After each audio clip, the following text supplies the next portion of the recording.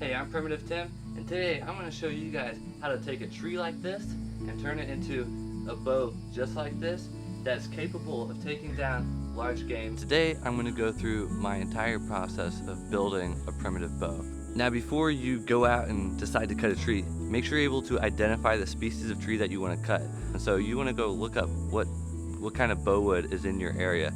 Now down below in the description I have a list of species that I like to use and that are used commonly in North America. But today we're going to be using whitewood. So I'm only going to list whitewoods because if you use different types of woods, the process is a little bit different. Alright, so I've selected a young hickory tree right here behind me, and so it's a nice straight. It's very skinny. I don't like to cut down big trees because that's a lot of work. Now what I used to cut wood with is I use a little saw like this. It just folds out. You can stick it in your pocket. And it's really nice because it doesn't hardly weigh anything. You can walk out in the woods with it, but it cuts quick and fast and quiet. Now before we cut the tree, we want to go ahead and predetermine which way it's going to fall. We want it to be able to fall all the way to the ground. That's going to make things a lot easier for us. So right here we've got a tree on the left side. That's going to, if it falls that way, it's going to get caught on the tree. So we want it to fall back toward the camera. I'm going to shift the camera some. It looks like it's a pretty clear route for the tree to go all the way to the ground. And so look at that before you start cutting, because sometimes you cut and there's branches and stuff hung up in there and it just won't fall, and that's kind of an awkward position to be in. Alright, so we're finally to the point where we can cut, so I'm going to get out my saw. We want to cut this as low to the ground as possible. That way we don't have a stump sticking up that someone's going to notice or trip over, and it's just not as tacky looking. Clear out around the tree here, and just go and get to cutting.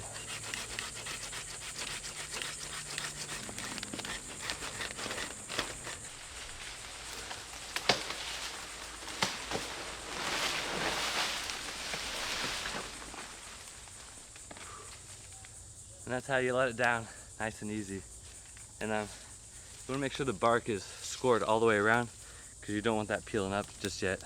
Now another thing to keep in mind is that when you find a tree that's a good bow wood, make sure there's more of it around. Like in this area, there's a lot of hickory. Like even right next to this tree was another small hickory coming up. So I've created a little bit of sunlight to come through, so other hickory trees can pop up here. And there's several that have a head start already. So hit a place that has a healthy population of whatever type of tree you're cutting. That's just kind of my opinion on how I approach this. So once it's down, I go all the way up the trunk until I hit the first branch. Sometimes I'll look at that branch and say, I'll cut above it. Sometimes I'll cut just below that branch. But yeah, today I'm gonna cut about right here. And that way I should be able to get a few bows out of this piece of wood. And a tree did give us life, so I want to utilize it as much as possible.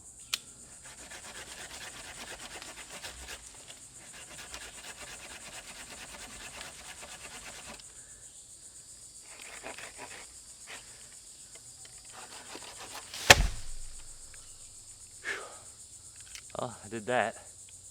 Now, when you go into the woods to cut, make sure you don't go too deep, because remember, you're gonna have to carry all that wood out. And so if you do plan on getting a lot of wood, bring some friends and promise to build them bows or something, or promise to do it with them. Otherwise you're gonna I'm gonna be carrying all this out on my own, and that's really not a big deal because I'm not that far into the woods. I mean, you can probably hear like cars and stuff. It's like 5-minute walk. So that's one thing to keep in mind, because I have walked way the heck into the woods, cut more wood than I should have been able to carry. There's certain seasons that are better for cutting wood. The heat of the summer is actually the best in my opinion, and for the simple reason because the bark of many white wood will just peel right off. And so when we start building our bow, that's a huge advantage, because we don't have to get out the draw knife and bring everything down to one ring. And so that's why I cut whitewood in the summertime.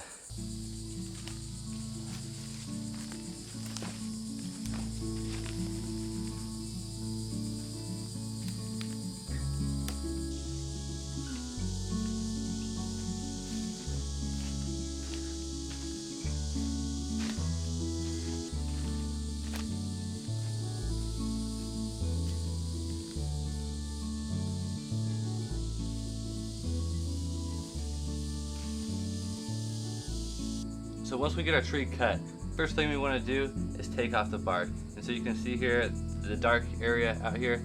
This is the bark on the inside. That's the white wood on the inside. And so you just want to peel off the bark. So we're gonna go ahead and do that. Now first, getting this bark off is a little bit difficult. So what you can do is just like take another stick and just kind of bang up the edge here. And don't worry about hurting anything because it's gonna be fine. And you'll start to see like where it'll separate. And so like right here it's starting to separate, and that's what I want. And I just need to get enough of that so I can grab it and start to peel it off.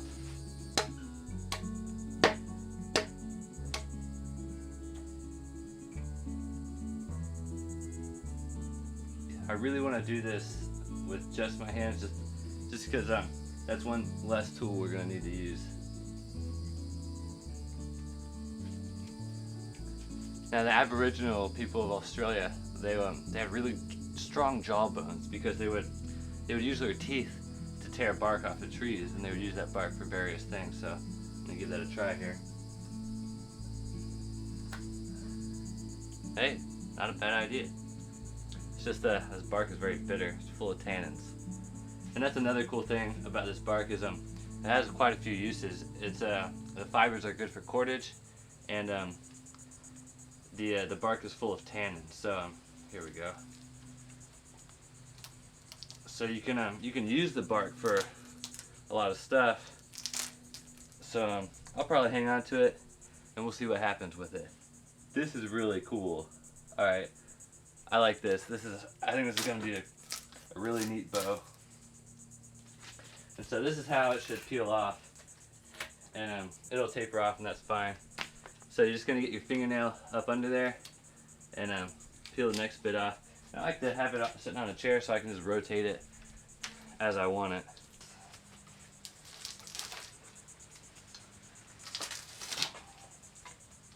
See, look at these good fibers coming off. Those are strong. You can use this bark to make a stain for your bow. You use as much of the tree as possible. I think it's something that's important, is to utilize things as much as possible. You just peel that sucker like a banana.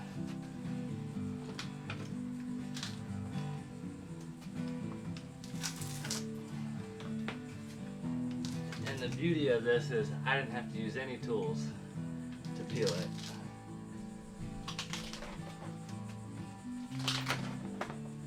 Alright, so now we've got this. Man, this is awesome. I like this so much already. And I'll show you why. You can see it looks like it's got these little ridges all throughout the back. Now at this stage it's absolutely critical that we don't damage this. There's fibers going all along this.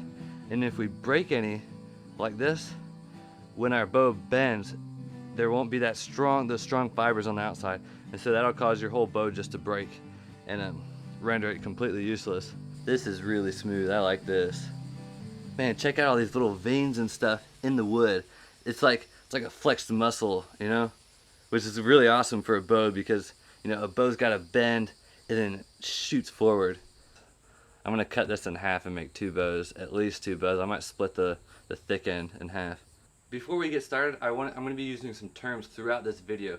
So the components of this bow, of course, we got a string. This is the bow here. This part is the belly. So I'm going to be drawing like that. And this is the belly, and this is the back. Basically the way this works is on the belly, it will experience compression. So as you draw it back, it's going to be bending, and the fibers on the belly will compress. And also as you pull back, the fibers on the back are going to be under tension. So you need a lot of tensile strength and a lot of compression strength to make a good bow. So I messed up the audio, so I'm just going to show you this again. To seal your bow, this is really important. Right after you cut it, you want to seal it. And so it doesn't necessarily have to be after you peel the bark. Alright, so you take your glue and just get a glob of it. It's real runny, but just get it on there and just rub it all around the end here. Now the purpose of sealing the end of the stave is so that it doesn't crack as it dries. And cover on the sides, some of the sides as well. Yeah, all over this thing. And that's just going to prevent water from escaping out of here, because it's going to be able to escape out the ends a lot quicker than it'll escape out the sides. Alright, so now that we've got it sealed, we can go ahead and toss it up in the rafters where it can dry. And up here it's going to be pretty safe from anything that could damage it and hit the back there.